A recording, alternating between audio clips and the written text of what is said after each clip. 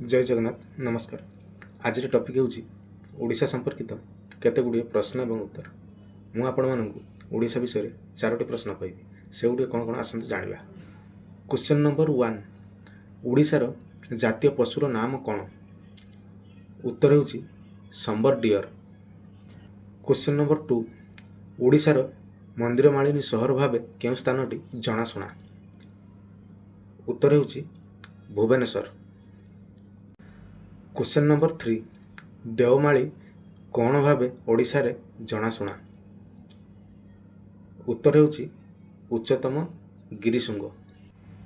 Question number 4, केबे भुवनेश्वर ओडिशार राजधानी होइतिला?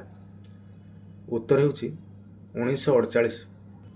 जदि ये भिडियोटी मोर आपण मानकु भल लागथिबो ताहले जल्दी जाई मो फेसबुक पेज को फॉलो करंतु।